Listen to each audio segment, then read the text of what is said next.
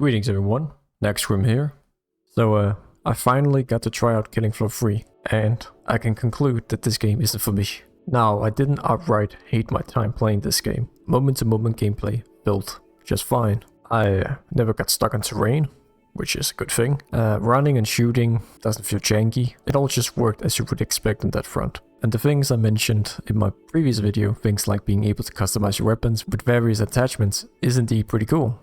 It's always nice to have more customization options. And the ability to vault over things and even climb up things just makes navigating the maps less painful. So it's not like Killing Floor 3 is completely unplayable. The core gameplay is functional enough. The problem I have with Killing Floor 3 is the presentation, or the lack of presentation. Killing Floor 3 is very charisma void, just like me.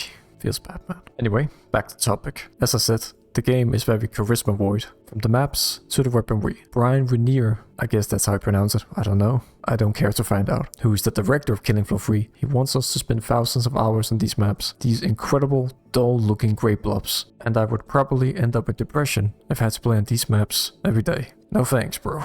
And then we have the weapons of Killing Floor 3, which looks like they took inspiration from Starfield, and that's not a good thing. I mean, look at these weapons. Realistic weapons that are grounded in reality and are only slightly pushed into the future.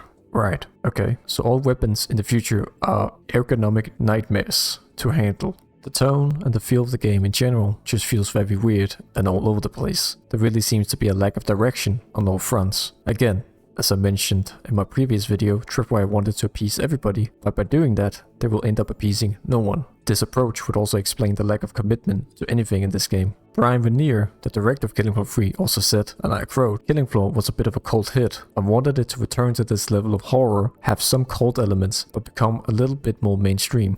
End quote. And how did he accomplish this? By setting the game even further into the future and making everything boring to look at. Just what the community wanted. It's like Tripwire never heard any of the frustrations people had with the EDAs in Killing Floor 2. But just in case Tripwire watches this video, I can tell you what people want. We want the style of the first Killing Floor again. And now for some quick remarks and things I found humorous about Killing Floor 3. The amount of blood that each set seems to have in them is like we're playing Splatoon, slowly covering the map with wet paint. Nintendo doesn't approve this. See you in court, Tripwire.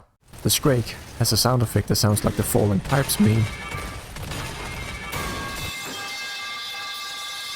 And the game is still a hero shooter. Feels bad, man. Now you'll have to excuse me. I'm gonna go play Deep Rock.